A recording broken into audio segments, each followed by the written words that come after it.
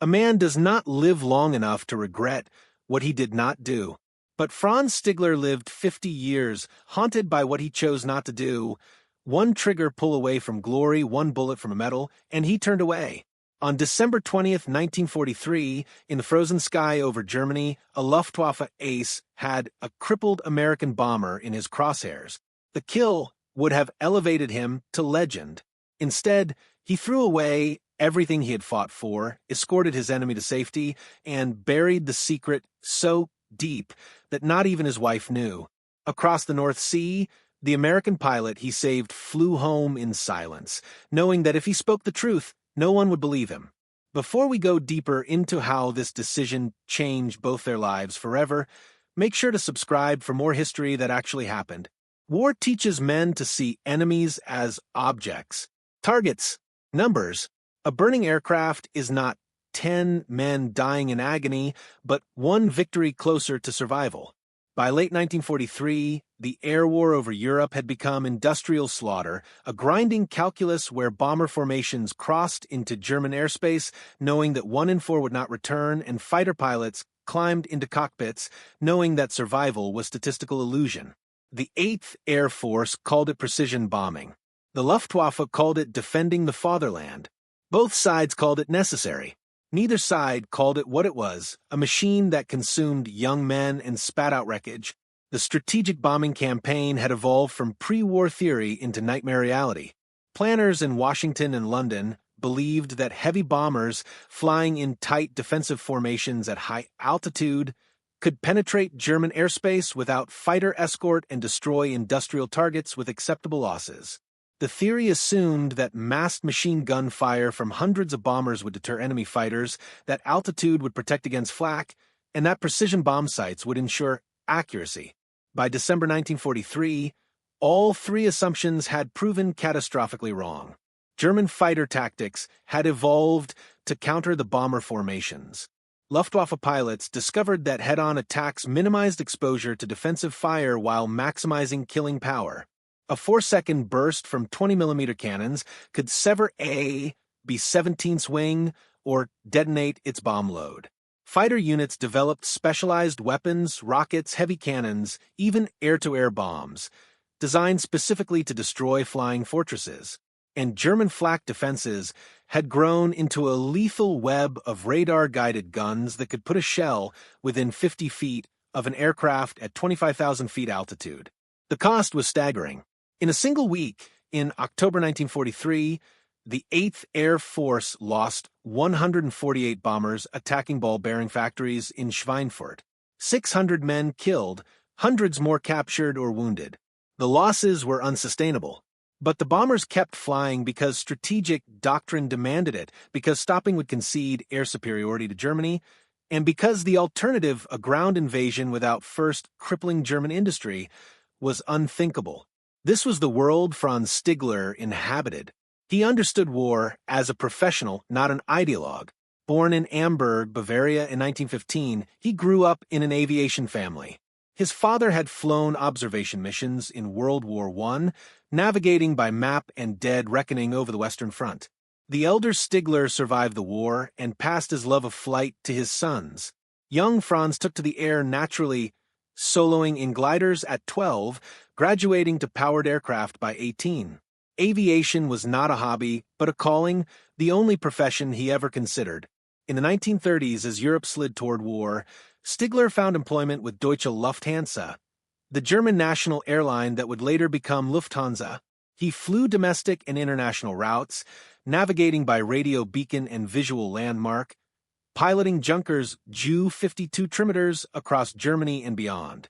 The work was challenging and rewarding, requiring precision and discipline, but offering none of the violence that would soon consume European skies.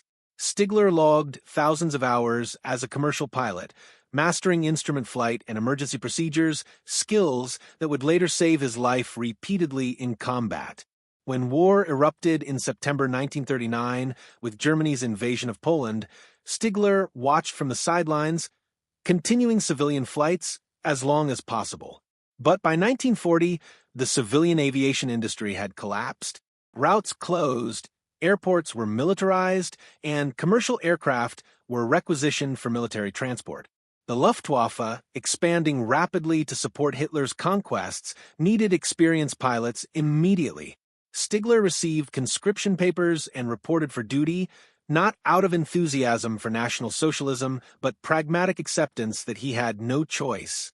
His first assignment was, as an instructor, teaching young recruits how to fly fighters. The Luftwaffe's expansion had created a desperate need for trainers who could accelerate the pipeline from civilian to combat pilot. Stigler proved excellent at the work, patient and methodical, drilling students in aerobatics, formation flying, gunnery, and emergency procedures. One of his students was Gerhard Barkhorn, a quiet, intense young man who would become the second highest scoring fighter ace in history with 301 confirmed victories. Years later, Barkhorn credited Stigler's training with teaching him the fundamentals that kept him alive through 1,000 combat missions. But teaching was not enough to satisfy Stigler's growing anger. In August 1940, his brother August, also a Luftwaffe pilot, was killed when his Junkers Ju-88 bomber crashed. The details were vague: mechanical failure, pilot error, bad weather, but the result was final. August Stigler, 24 years old, died serving a regime he likely did not fully understand, in a war that would consume millions more before it ended. Franz received the news in a telegram, brief and impersonal, and requested immediate transfer to a combat unit. The Luftwaffe granted the request and assigned him to Jageschwader 27, a fighter wing preparing to deploy to North Africa. JG-27 would become one of the Luftwaffe's most storied units, scoring thousands of aerial victories across the Mediterranean theater. But in late 1940, it was still forming, absorbing new pilots, transitioning to the Messerschmitt Bf-109, the standard German fighter. The Bf-109 was a remarkable aircraft, fast and maneuverable with excellent rate of climb. But it was also unforgiving, prone to ground loops on landing, plagued by poor visibility from the cockpit, and equipped with limited fuel capacity that restricted range.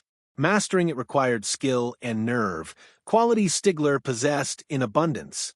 North Africa was unlike any theater Stigler had experienced. The desert was vast, featureless, and merciless. Mechanical failures killed as surely as enemy fire, and forced landings in the sand meant probable death from exposure if rescue did not arrive quickly. The war here was fluid, mobile, defined by sweeping tank battles and air superiority fights over convoys and supply lines. Stigler flew escort missions for Stuka dive bombers, intercept missions against British bombers, and ground attack sorties against armored columns. He scored his first victories, Hurricane fighters, Wellington bombers, and learned what killing felt like. It was in North Africa that Stigler encountered Gustav Rodel, the commander of JG-27 and one of the Luftwaffe's most respected aces. Rodel was a complex figure, a brilliant tactician with 98 confirmed victories, who nevertheless maintained strict ethical standards. He forbade his pilots from strafing parachuting airmen, a practice some Luftwaffe units engaged in despite it being officially prohibited. The rationale for Rodel's stance was both practical and moral. Practically, shooting at parachutists wasted ammunition and invited retaliation. Morally, it was murder, plain and simple. A pilot descending by parachute was defenseless, no longer a combatant, but a victim.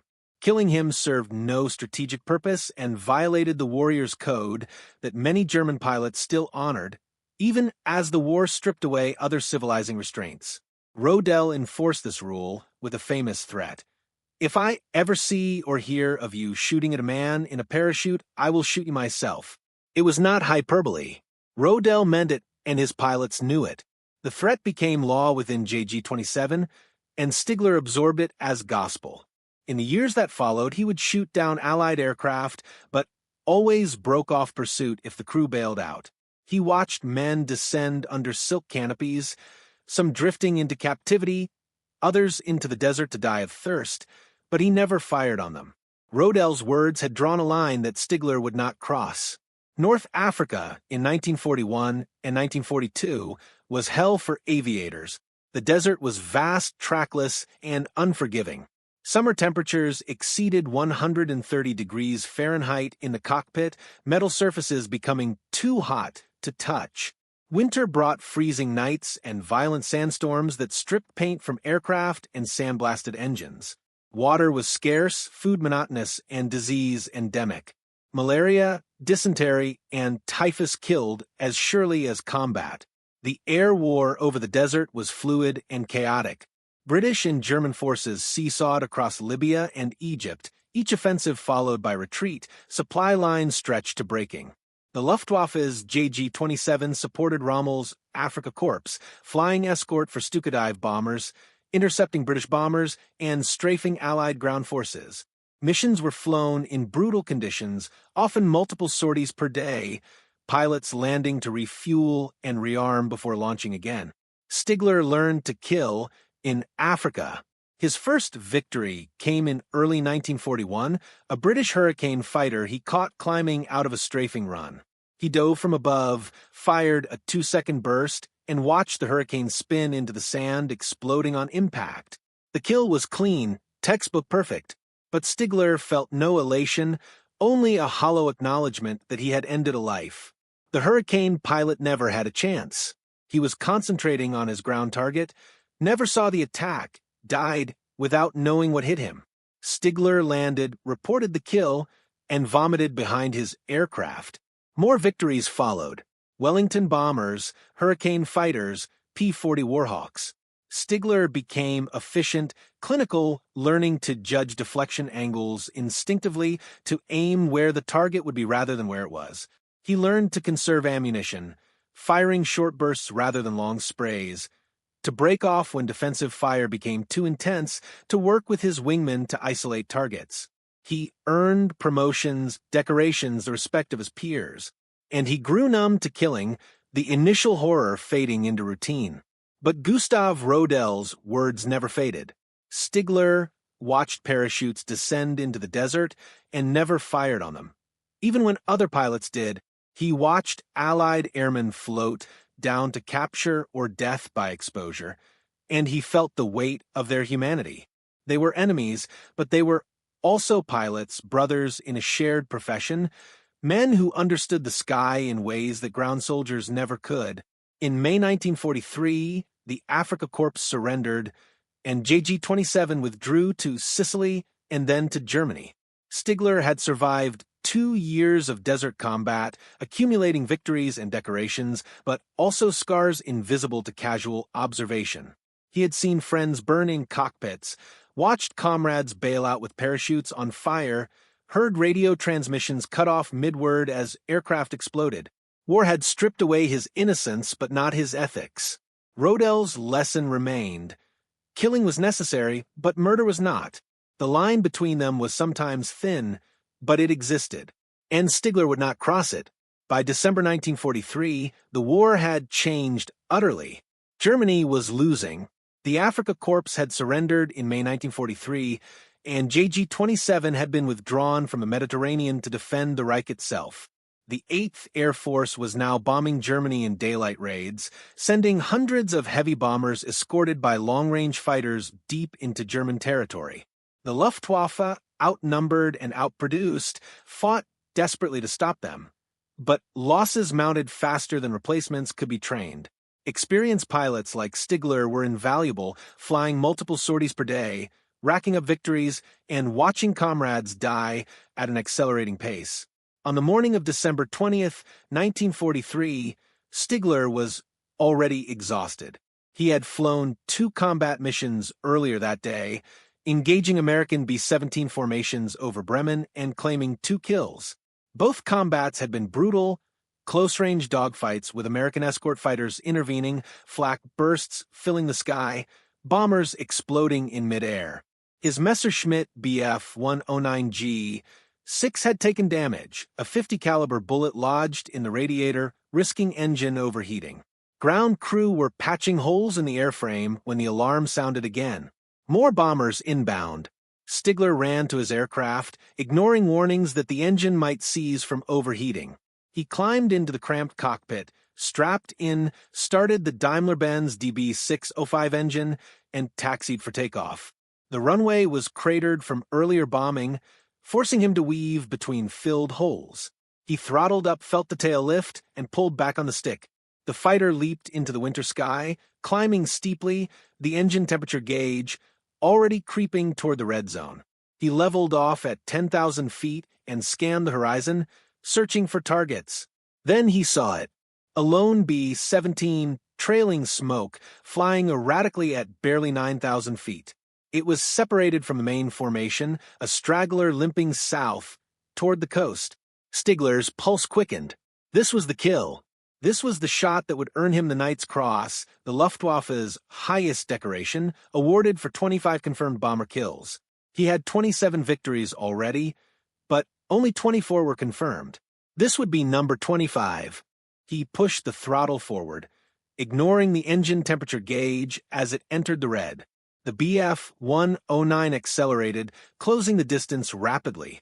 Stigler armed his weapons, two 13mm MG 131 machine guns mounted in the engine cowling and two 20mm MG 151 cannons in the wings. Standard procedure dictated an attack from behind and below, where the bomber's defensive fire was weakest. He would close to 200 meters, fire a 2-second burst, and the B-17 would disintegrate. Clean, efficient, another victory. But as he closed to 300 meters, he realized something was wrong.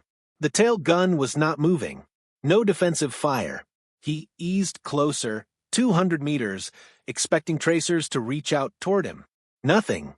The tail gunner was either dead or incapacitated. Stigler pulled alongside the bomber's starboard side, close enough to see inside through the torn fuselage. What he saw stopped him cold. The bomber was a flying wreck, held together by nothing but momentum and desperation. The nose cone was gone, blown away, leaving the bombardier station exposed to 300-mile-per-hour winds at -60 degrees Fahrenheit. Ice coated the interior. The plexiglass ball turret beneath the fuselage hung at an odd angle. The gunner inside slumped motionless. The entire tail section was shredded, fabric torn away, control cables exposed. Through holes in the fuselage, Stigler could see crewmen moving, some tending to wounded men on the floor, others clutching at stations, faces pale with cold and terror. One crewman looked directly at him through a gaping hole, and their eyes met. The American's face was frozen in an expression of resigned acceptance, the look of a man who knows he is about to die. Stigler glanced forward at the cockpit. The pilot was young, blood streaked across his face, hands locked on the control yoke with the grip of someone fighting for every second of flight. The co-pilot beside him looked equally desperate, working controls that clearly were not responding properly. Stigler eased his finger off the trigger. This was not combat. This was execution. The bomber crew were already dead. They just hadn't stopped flying yet. The aircraft was so badly damaged that it should not be airborne. Shooting it down would be murder, no different from strafing a parachutist. Rodell's words echoed in his mind. Shooting a man in a parachute. These men were effectively in parachutes. They were defenseless. Finishing them would serve no purpose except adding numbers to his kill tally. But there was more. Looking at the young pilot in the left seat, Stigler saw himself.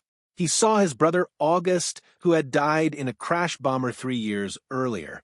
He saw the terror and desperation of men fighting impossible odds, doing their duty, trying to survive against all logic. These were not faceless enemies. They were airmen, brothers in a shared profession, trapped in a war neither side had chosen. Stigler had spent years killing such men. Today, for reasons he could not fully articulate even decades later, he decided to stop. He pulled ahead of the bomber and flew alongside the pilot's window, close enough for the American to see his face clearly. He raised his hand and pointed down, gesturing toward the ground. Land. Surrender. You cannot make it home like this. The American pilot stared at him, uncomprehending, then shook his head. Stigler tried again, pointing northeast toward neutral Sweden. They could divert there, receive medical care, be interned for the war's duration. It was survival, not defeat. But the pilot shook his head again. He was flying to England or dying. There was no third option. Stigler understood. In the pilot's place, he would make the same choice. Death over surrender. Home over imprisonment. He made a decision that would haunt him for 50 years. He would escort the bomber to safety. The American pilot was Second Lieutenant Charles Lester Brown, 21 years old, from Weston, West Virginia. This was his first mission as aircraft commander, leading a 10-man crew aboard a B-17F Flying Fortress named Ye Olde Pub. The mission had been briefed as high-risk, targeting a Focke-Wulf 190 fighter factory in Bremen, one of the most heavily defended cities in Nazi Germany. Intelligence estimated 250 flak guns, multiple fighter intercept units, and near-certain casualties. The 379th Bomb Group, based at RAF Kimbolton in England, was tasked with dropping 4,000 pounds of high-explosive ordnance on the factory complex from 27,000 feet altitude. Brown had trained for this moment for 2 years. He had logged hundreds of flight hours, mastered instrument navigation, practiced formation flying until it became instinct. He had studied B-17 systems until he could diagnose malfunctions by sound alone. He had drilled emergency procedures, engine fires, hydraulic failures, oxygen deprivation, until his responses were automatic. But nothing had prepared him for the reality of combat over Germany in December 1943. The mission began before dawn. Brown and his crew woke at 0400 hours, dressed in electrically heated flight suits, and attended briefing. The intelligence officer pulled back a curtain to reveal a map, with a red line stretching from England to Bremen and back. Groans filled the room. Bremen. Again. The city had been hit repeatedly, and German defenses were alert and deadly. Expected losses, 20 to 30%. Expected fighter opposition, extreme. Expected flak, intense. Return time, 8 hours if everything went perfectly. Brown walked to the flight line with his crew, breath misting in the freezing pre-dawn air. Ye Olde Pub sat on the hardstand, a 4-engine bomber painted in olive drab and gray, bristling with machine guns. Ground crew had loaded the bombs overnight, fueled the aircraft, checked the engines, armed the weapons. Everything was ready. Brown conducted his pre-flight inspection by flashlight, walking the perimeter, checking control surfaces, inspecting tires, looking for anything wrong. He found nothing. The aircraft was sound. The crew boarded through the waste hatch. Co-pilot Second Lieutenant Spencer, Pinky Luke climbed into the right seat. Navigator Second Lieutenant Albert Doc Saddock settled into the nose compartment with Bombardier Second Lieutenant Robert Andy Andrews. The gunners took their stations, Sergeant Bertrand Frenchy Coulombe in the top turret, Sergeant Richard Dick Petchout at the radio station, Sergeant Hugh Eckenrode in the tail, Sergeant Lloyd Jennings at the left waist gun, Sergeant Alex Russian Yelesenko at the right waist gun, and Sergeant Samuel Blackie Blackford in the ball turret suspended beneath the fuselage. Brown started the engines one at a time, listening to each right cyclone, our 1820 radial cough to life, watching oil pressure and temperature gauges climb into normal range. The checklist was methodical, rehearsed 1,000 times. Magnetos, fuel mixture, propeller pitch, flaps, trim, everything green. He radioed the tower for taxi clearance and eased the throttles forward. The 50,000-pound bomber rolled toward the runway, engines rumbling, propellers clawing the air. Takeoff was the most dangerous moment, the aircraft heavy with fuel and bombs, the runway short, the margin for error non-existent. Brown advanced the throttles to full power, released the brakes, and felt the B-17 accelerate down the runway, slowly at first, then faster, the tail lifting, airspeed increasing. At 90 miles per hour, he pulled back on the yoke, and the bomber reluctantly clawed into the air, climbing sluggishly, every foot of altitude hard-won. They joined the formation, assembling over England, hundreds of bombers circling in stacked layers, waiting for the signal to proceed. At 0730 hours, the formation turned east, crossing the English Channel toward occupied Europe. Brown flew in the lead element, a position of honor for first-time aircraft commander, but also a position of danger. The Germans often targeted formation leaders, knowing that disrupting leadership could scatter the entire group. As they crossed into German airspace, flak began, black puffs blooming in the sky ahead, shrapnel rattling against the fuselage. Brown held formation, flying straight and level, trusting that randomness would spare them. The bomb run began at 27,300 feet. Outside, air temperature was minus 60 degrees Fahrenheit. Inside the aircraft, despite heated suits, crewmen shivered. Andrews peered through his Norden bomb sight, making minute corrections, lining up the crosshairs on the factory complex 5 miles below. The formation flew straight and level for 10 minutes, the longest 10 minutes of Brown's life. Flak intensified. A B-17 to their left exploded in a ball of fire. Another spun down, one wing torn away. Brown forced himself to ignore it, focusing on holding altitude and heading. Then a flak burst exploded directly ahead. Shrapnel tore through the nose, shattering plexiglass, wounding Andrews, knocking out the number 2 engine. The propeller windmilled, creating drag. Brown feathered it, adjusting power on the remaining engines to compensate. The number 4 engine, already running rough, began to overspeed. He throttled it back, reducing power. They were down to 2.5 engines, losing airspeed, falling behind the formation. Andrews released the bombs. They tumbled away, and the aircraft, suddenly 4,000 pounds lighter, jumped upward. Brown dove, trying to regain airspeed, trying to catch the formation. But it was too late. The other bombers pulled ahead, leaving ye old pub alone, a straggler. And the fighters came. Messerschmitt BF-109s and Focke-Wulf FW-190s dove from above, attacking in waves.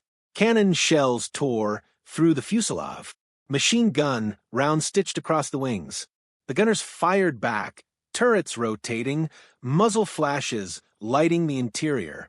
Spent cartridge cases clattered across the deck, the stench of cordite filling the aircraft.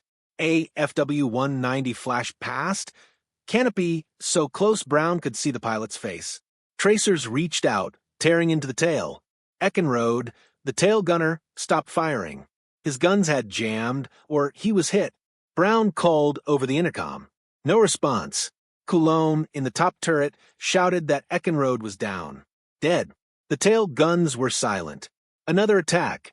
A cannon shell hit the number 3 engine, reducing it to half power. They were down to barely 40% thrust, airspeed dropping toward stall.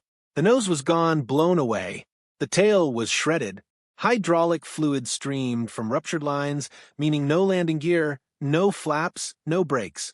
The electrical system was failing, gun turrets freezing, oxygen masks malfunctioning.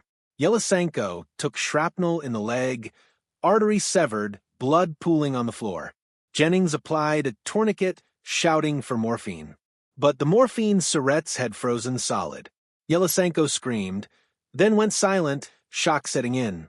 Blackford, in the ball turret, felt his heating wires short out, his feet freezing inside his boots. Pechout took shrapnel to the face, blinding one eye, blood streaming down his neck. Brown felt something punch his shoulder, hot pain radiating down his arm, his flight, suit soaking with blood. The attacks continued. 10 minutes. 15. 20. The fighters swarmed, firing from all angles, tearing the bomber apart piece by piece. Half the machine guns jammed from cold. The ammunition was running low. The crew was dying. But somehow, impossibly, the aircraft kept flying. Then the fighters broke off. They were out of ammunition or low on fuel, or ordered to pursue other targets. Brown scanned the sky, expecting another wave, but none came. They were alone, limping through hostile airspace at 9,000 feet, engines sputtering, control surfaces barely responding. Brown fought the controls, using brute strength to keep the nose up, the wings level. Luke worked the throttles, coaxing power from dying engines. Someone suggested bailing out. The intercom was spotty, but the message came through: jump, parachute, surrender, live. Brown looked back through the cockpit door, saw Yelisenko on the floor, unconscious, bleeding out. They couldn't jump. Not with a wounded man who couldn't deploy his chute. If they bailed out, they would have to leave him behind, and no one was willing to do that. So they kept flying. West, toward the coast, toward England, toward home. Altitude was dropping. 7,000 feet. 6,000. The number 3 engine quit completely. They were down to 2 engines, barely enough to stay airborne. The bomber was vibrating, groaning, metal screaming in protest. It should not be flying. Aerodynamically, structurally, it was impossible. But it kept going, held together by will and prayer. Then the Messerschmitt appeared. It came from behind, closing fast, and Brown's stomach dropped. This was it. The end. One more fighter, one more attack, and they were done. Coulomb swiveled the top turret, tracking the Bf-109 as it pulled alongside. Brown braced for cannon fire, for the final burst that would send them spinning into the ground. But the German didn't fire. He flew parallel, close enough to see clearly, staring at them. Brown stared back, meeting the pilot's eyes, seeing not hatred but something else. The German raised his hand, pointed down. Brown shook his head. The German pointed again, toward the northeast. Sweden? Brown didn't understand. He kept flying west. And the German stayed. He didn't attack. He didn't leave. He simply flew alongside, matching their speed, escorting them. Brown couldn't process it. This made no sense. The fighter should be shooting. Instead, it was protecting them. Stigler had crossed a line from which there was no return. By choosing not to shoot, he had committed an act of mercy that military law defined as treason. By escorting the bomber, he was actively aiding the enemy, a capital offense punishable by execution. If anyone discovered what he was doing, he would face court-martial and firing squad. His career, his reputation, his life, all would be forfeit. But he didn't care. Looking at the shattered bomber, seeing the wounded crew fighting to survive, he could not bring himself to kill them. Rodell's words had become more than rule, they had become identity. Stigler was not a murderer. He was a fighter pilot, a professional warrior, but he was also a man, and men, even in war, could choose mercy. He positioned his Bf-109 on the bomber's port wing, close enough for German flak gunners on the ground to recognize his aircraft. Anti-aircraft batteries tracked the formation, a lone bomber and a fighter escort, and held fire. Protocol dictated that they not shoot at friendly aircraft. Stigler was using himself as a human shield, gambling that the gunners would not risk hitting him to destroy the bomber. The gamble worked. No flak rose. The bomber lumbered west, engines coughing, bleeding oil and hydraulic fluid, but flying. Stigler matched its speed. Throttling back to barely above stall, his own engine temperature gauge in the red zone, the damaged radiator leaking coolant. His fighter could seize at any moment, the engine freezing, forcing him to bail out or crash. But he held position, escorting the Americans toward safety. The Dutch coast appeared, a gray line between land and sea. The North Sea stretched beyond 250 miles of freezing water between occupied Europe and England. Stigler could not follow them farther. His fuel was low, his engine failing. If he crossed the coast, he would not make it back. He would go down in the water and die. He pulled ahead of the bomber, flying close enough for the pilots to see his face. Then he raised his hand, holding it steady, a gesture of respect and farewell. Not a Nazi salute, not a threat, simply one pilot acknowledging another. Brothers in the sky, enemies by circumstance, united by the shared understanding that aviation transcends nation and ideology. Brown, stunned, raised his own hand in return. For a moment, the two men looked at each other across the void, separated by nationality and language, but connected by something deeper. Then Stigler banked left, diving away, and disappeared back toward Germany.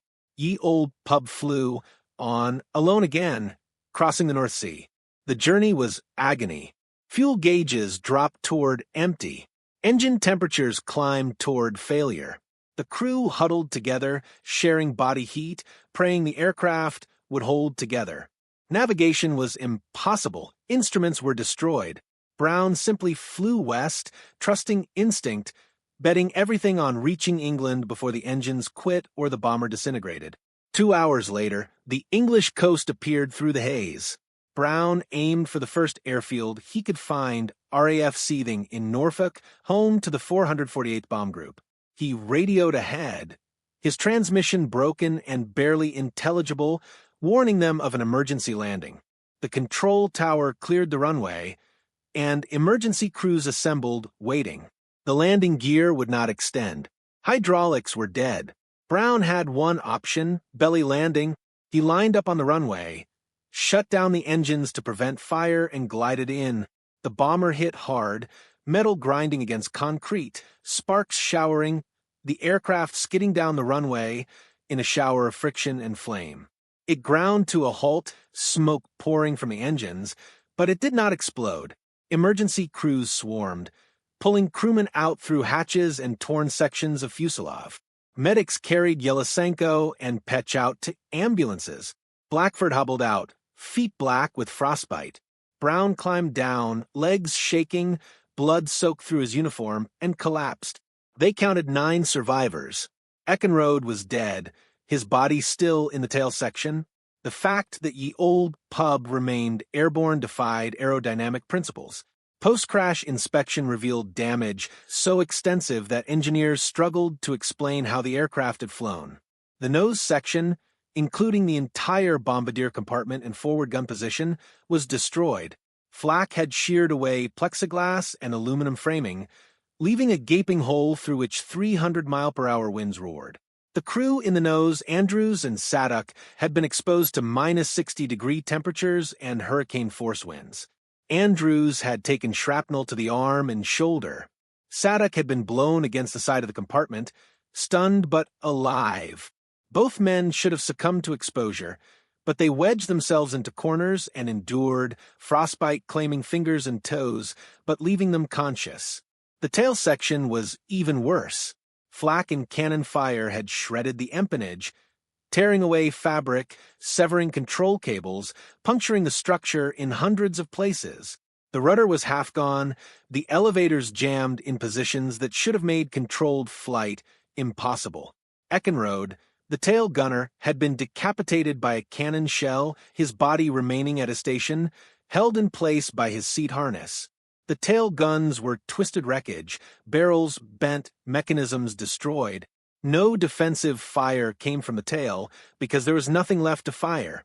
The fuselage resembled Swiss cheese. Investigators counted 410 separate holes, ranging from small-caliber bullet punctures to fist-sized cannon shell impacts. Hydraulic lines were severed, bleeding red fluid across the interior. Electrical cables dangled, sparking intermittently. The oxygen system had failed, forcing crewmen to share bottles and pray they lasted. The heating system was destroyed, interior temperatures dropping to match the exterior -60 degrees. The engines told their own story of abuse and survival.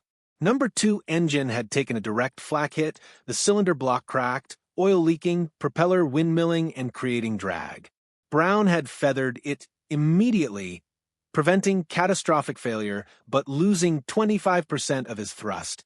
Number 4 engine was running rough, overheating, the temperature gauge climbing toward the red. Brown had throttled it back to 70% power, preventing seizure but further reducing available thrust. Number 3 engine had been hit by cannon fire mid-flight, losing half its power, coughing and sputtering, threatening to quit entirely.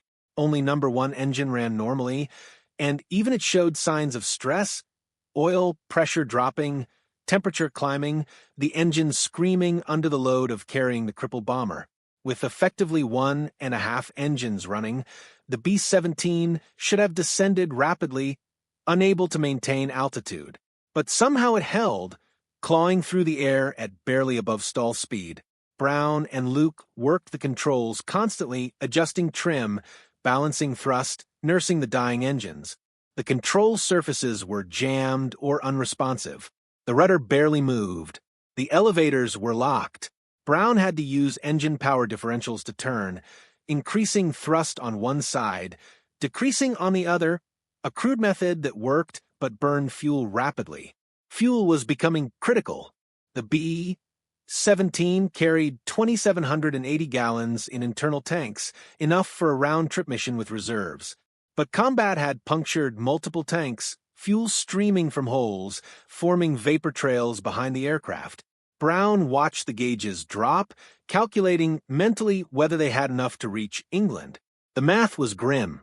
At current consumption rate and with headwinds over the North Sea, they would run dry before reaching the coast. But turning back meant capture or death. So they kept flying, gambling on fuel reserves, on favorable winds, on divine intervention. The crew's survival was equally miraculous. Yelisenko, the right waist gunner, had taken shrapnel that severed his femoral artery. He should have bled out in minutes. But Jennings, working with bare hands in freezing temperatures, managed to apply a tourniquet, cutting off blood flow to the leg. Yelisenko screamed, then passed out from shock and blood loss.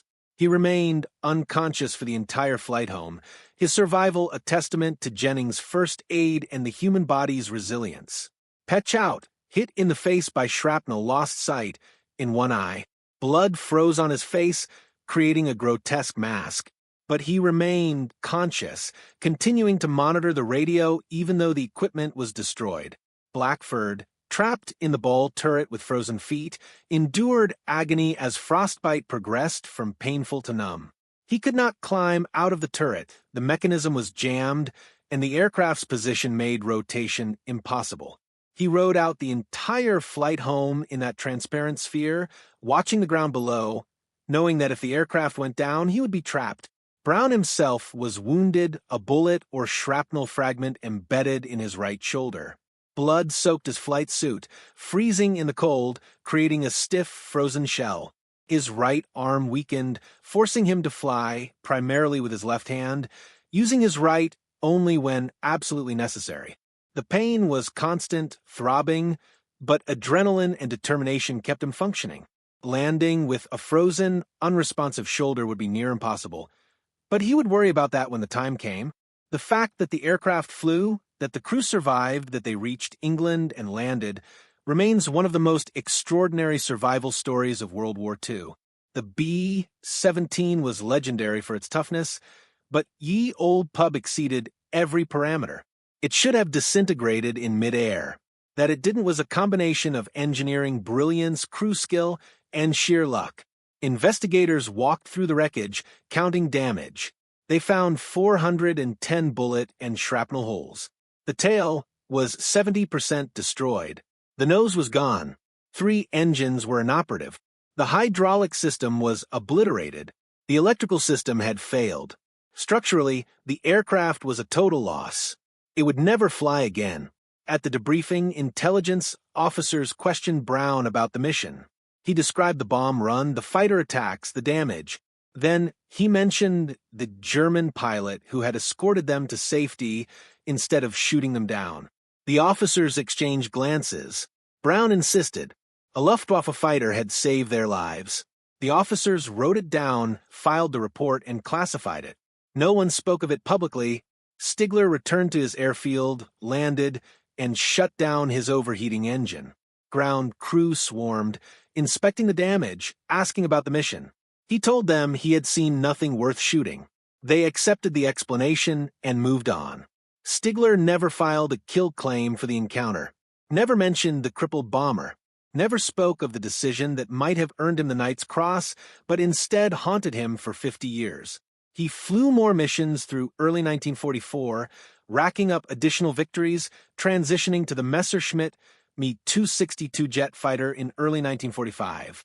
The Me-262 was a technological marvel, faster than any Allied fighter, but it came too late to change the war's outcome. Stigler survived until Germany's surrender in May 1945, accumulating 28 confirmed aerial victories and 17 times being shot down himself, 6 times bailing out by parachute, 11 times crash-landing damaged aircraft. After the war, Stigler lived quietly in Germany for several years, working odd jobs, trying to rebuild a life in a shattered nation. In 1953, he emigrated to Canada, settling in Vancouver, where he built a successful business career. He married, raised a daughter, and lived the quiet life of a respected immigrant. He never spoke of the war. His family had no idea of his past. The secret of December 20th, 1943, remained locked away. buried so deep that even those closest to him never suspected.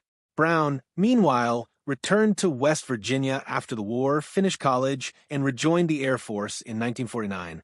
He flew for 16 more years, serving in various capacities, including tours in Southeast Asia during the early Vietnam War. He worked as a Foreign Service officer for the State Department, making numerous trips to Laos and Vietnam during the most dangerous years of American involvement. In 1972, he retired and moved to Miami, Florida, where he became an inventor, developing various technical products. For 43 years, Brown never spoke publicly about the German pilot who saved his life. The Air Force had classified the incident, and his crew scattered across the country, each man processing the trauma of December 20th, 1943, in private. They had survived the unsurvivable, had seen a miracle, but they buried the memory because no one would believe them. Then, in 1986, Brown was invited to speak at a gathering of the Eagles event at Maxwell Air Force Base in Alabama. The event brought together combat pilots from multiple wars, sharing stories, honoring fallen comrades.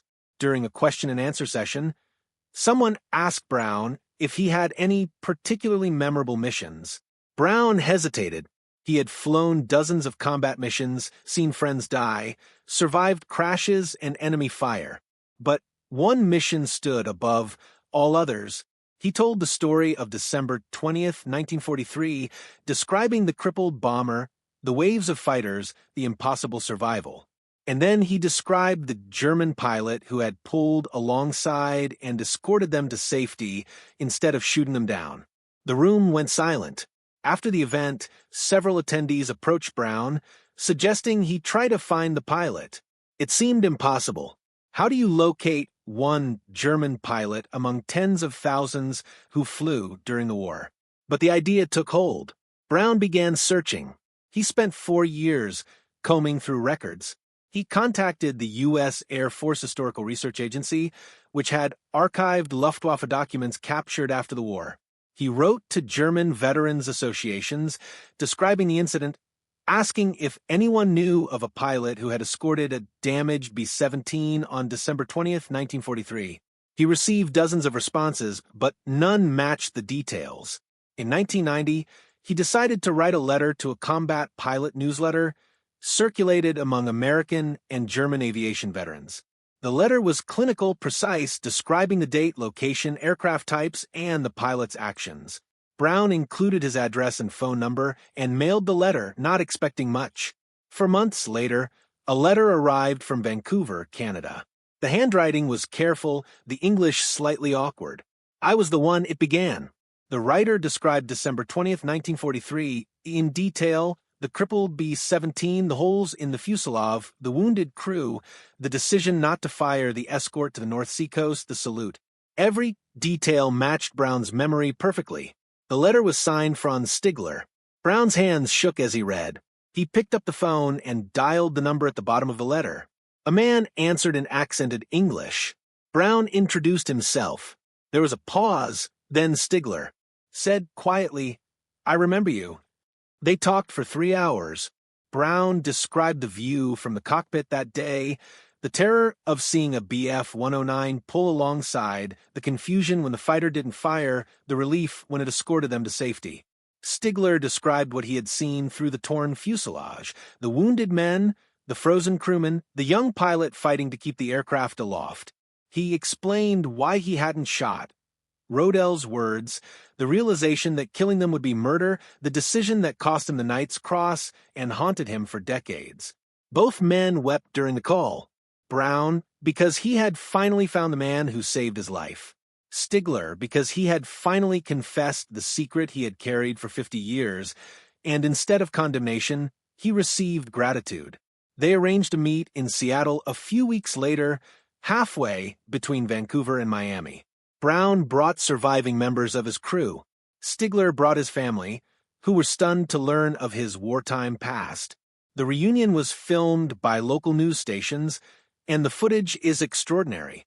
2 elderly men, one American and one German, embrace like long-lost brothers, crying openly holding each other as decades of silence collapsed into overwhelming emotion. The reunion became the beginning of an 18-year friendship.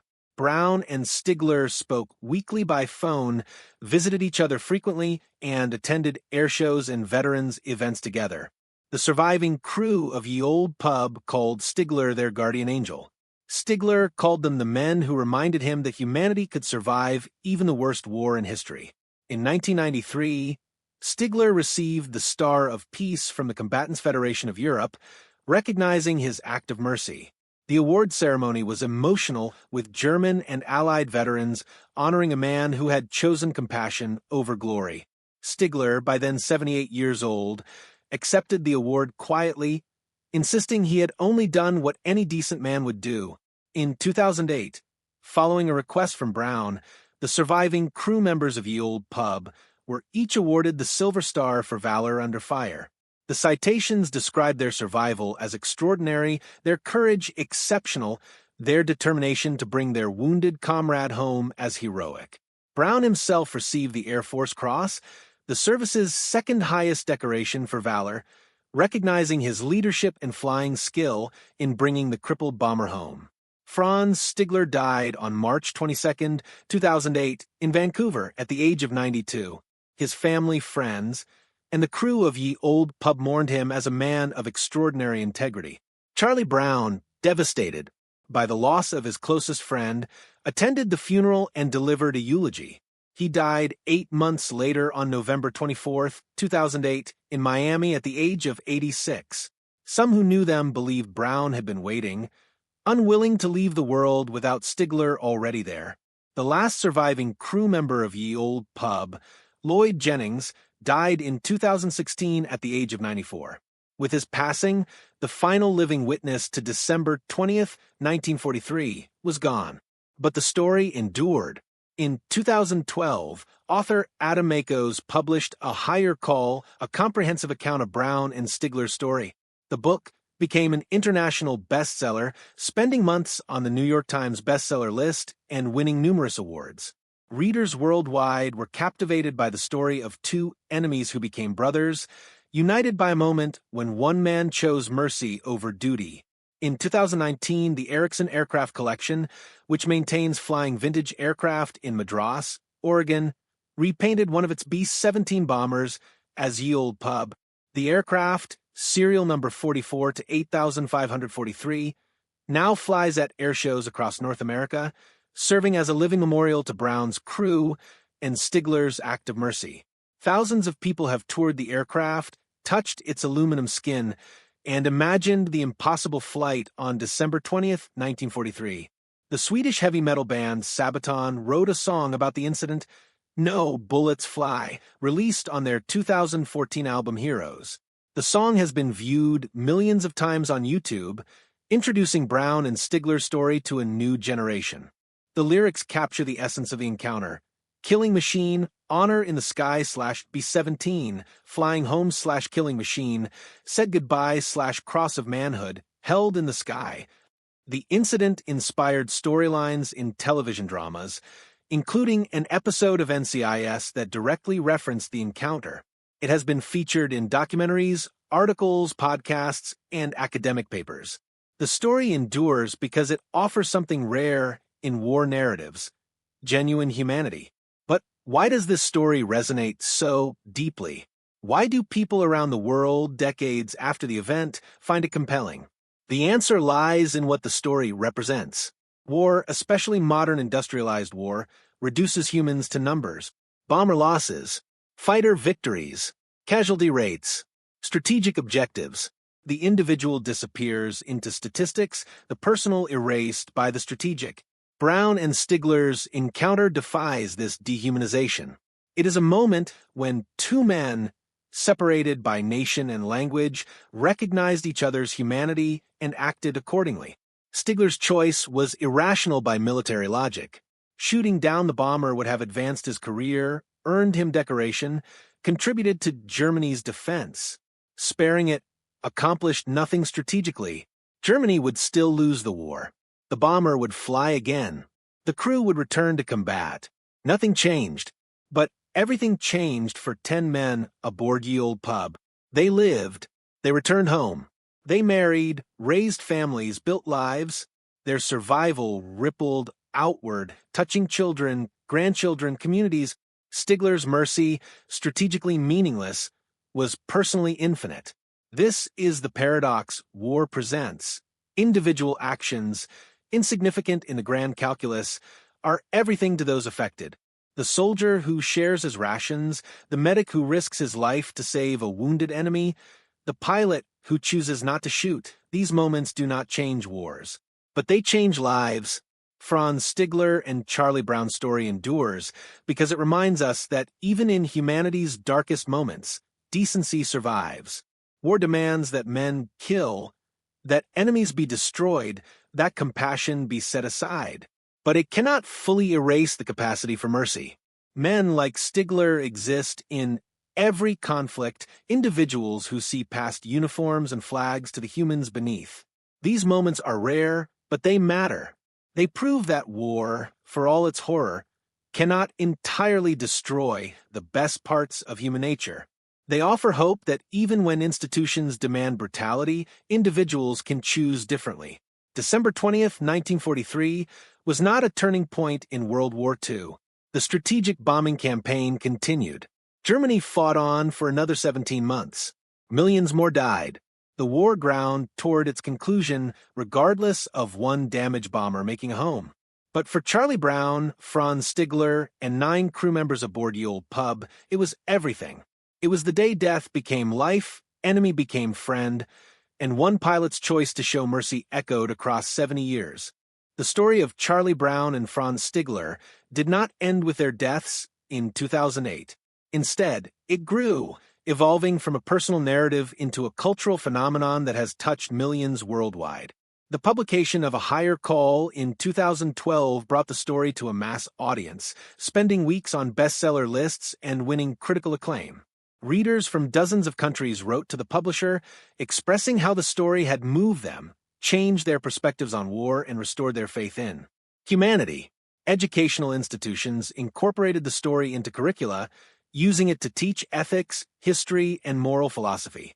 High school students in America, Germany, and Britain studied the incident, debating Stigler's decision, analyzing Brown's leadership, and exploring the broader implications of choosing mercy in wartime. Military academies included the story in leadership courses, asking cadets to consider what they would do in similar circumstances. The consensus was universal. Stigler had done the right thing, even though military law suggested otherwise. Veteran organizations on both sides of the Atlantic honored Stigler posthumously. The American Air Force Association inducted him as an honorary member. German veterans groups praised his ethics and integrity.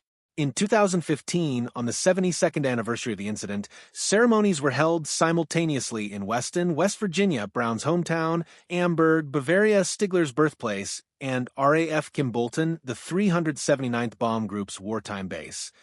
Elderly veterans, some in wheelchairs, others with canes, attended to pay respects to 2 men who had shown that war could not destroy human decency. The repainted B-17 bomber maintained by the Erickson Aircraft Collection serves as a flying memorial.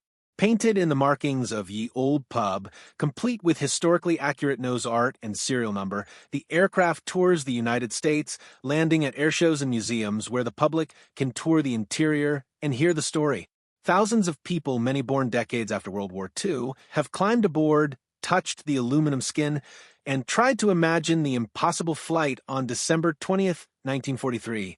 Veterans who flew B-17s during the war tour the aircraft and weep, memories flooding back of comrades lost, missions flown, and the terror of combat at 25,000 feet.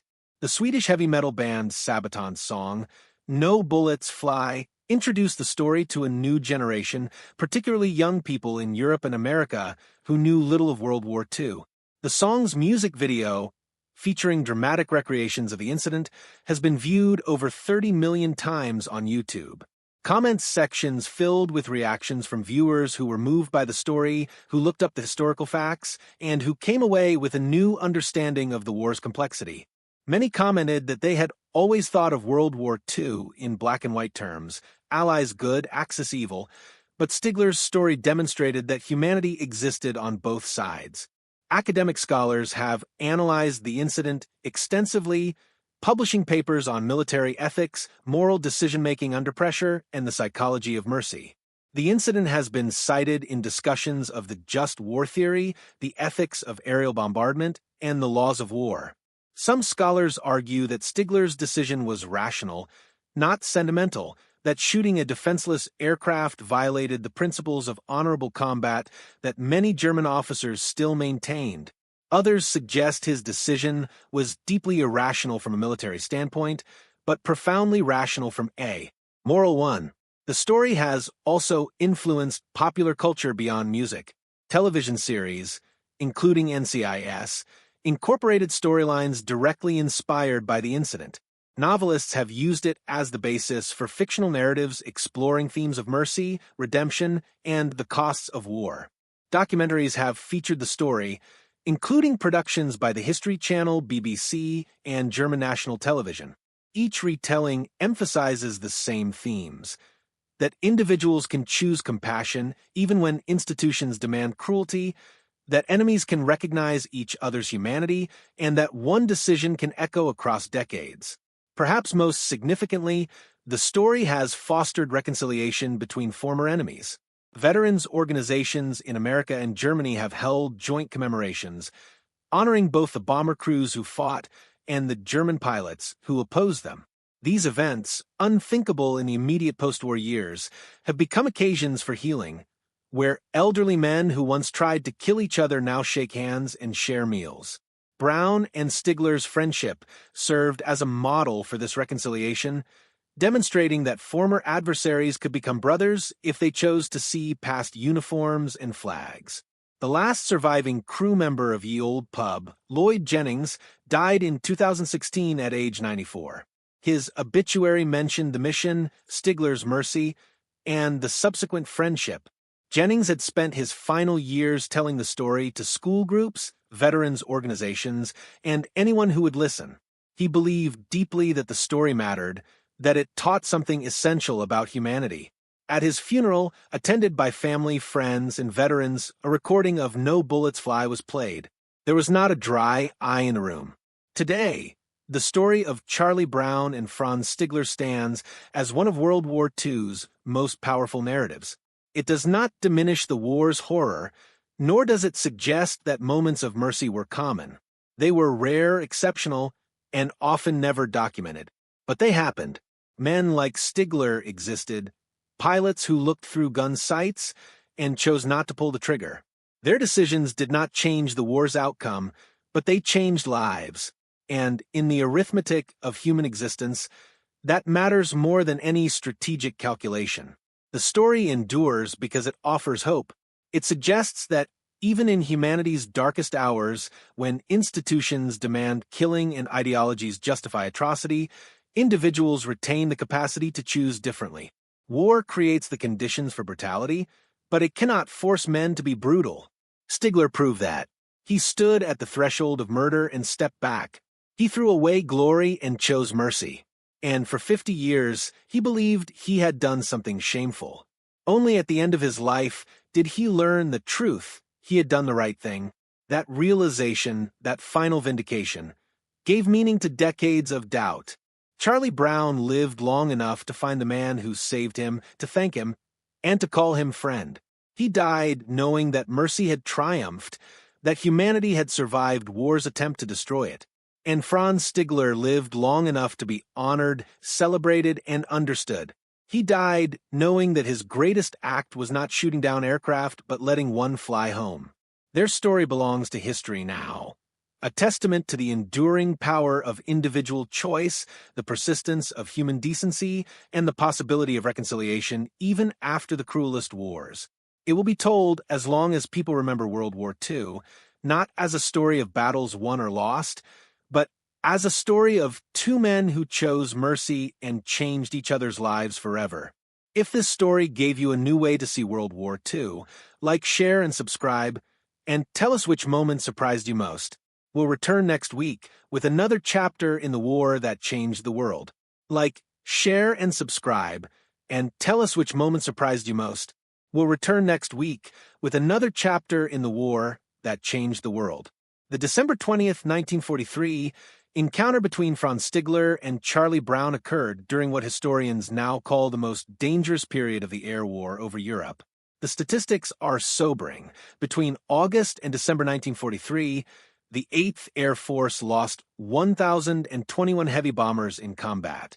That represents over 10,000 aircrew killed, wounded, or captured in just 5 months. The average bomber crew had a 25% chance of completing their required 25 missions. Put another way, 3 out of 4 crews would be shot down, killed, or permanently grounded due to injuries before finishing their tour. The human cost extended beyond numbers. Each B-17 carried 10 men, each with families, dreams, futures. A single bomber loss meant 10 telegrams delivered to homes across America. The Secretary of War desires me to express his deep regret. Parents received folded flags. Wives became widows. Children grew up without fathers. Communities mourned their lost sons. The grief rippled outward, touching thousands of lives for every aircraft that failed to return. The Luftwaffe suffered equally devastating losses.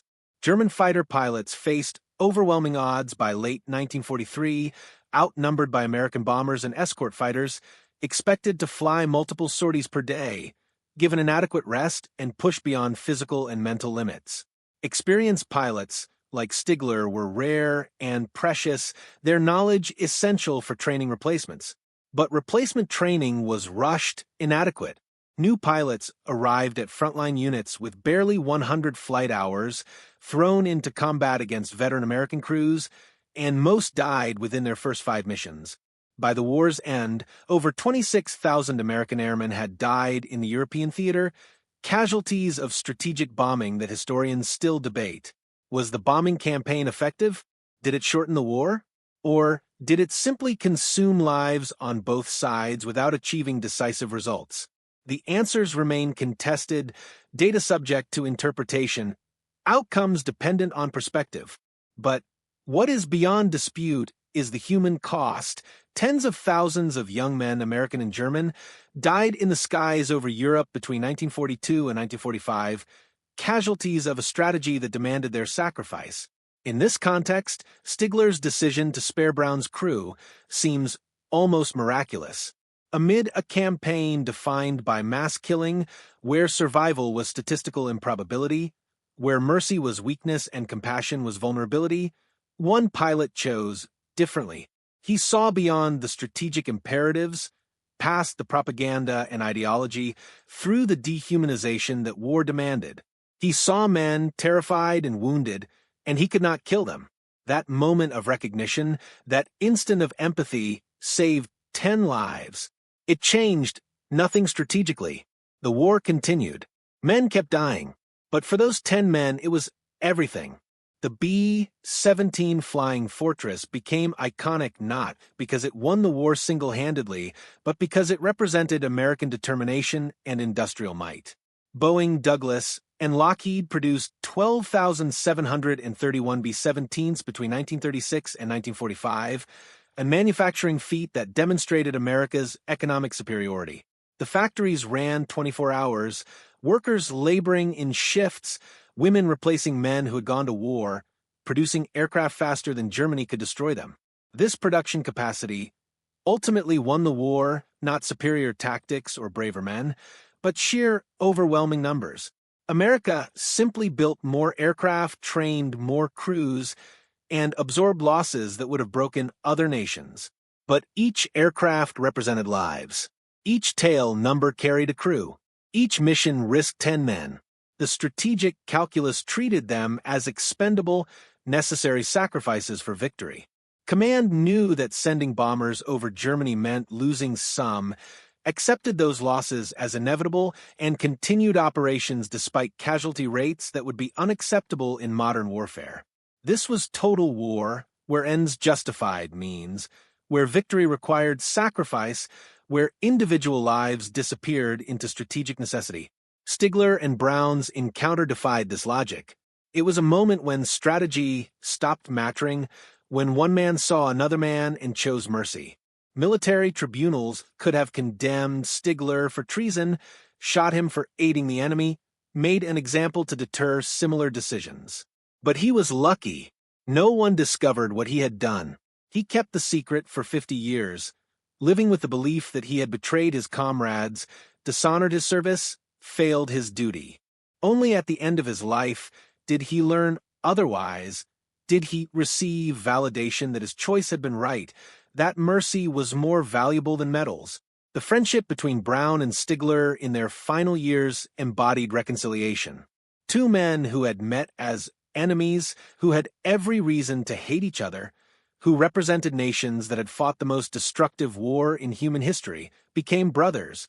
Their friendship proved that war's divisions are not permanent, that former enemies can find common ground, that humanity can heal even after the deepest wounds.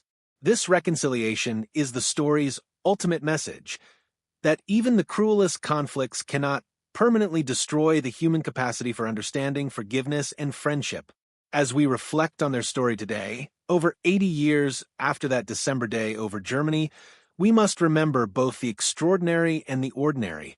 The extraordinary was Stigler's mercy, a choice that defied military logic and saved 10 lives. But the ordinary was the context. Thousands of men dying, cities burning, nations locked in total war, humanity pushed to its limits. Brown and Stigler's encounter stands out precisely because it was rare, because most such moments ended in death, because mercy was the exception rather than the rule.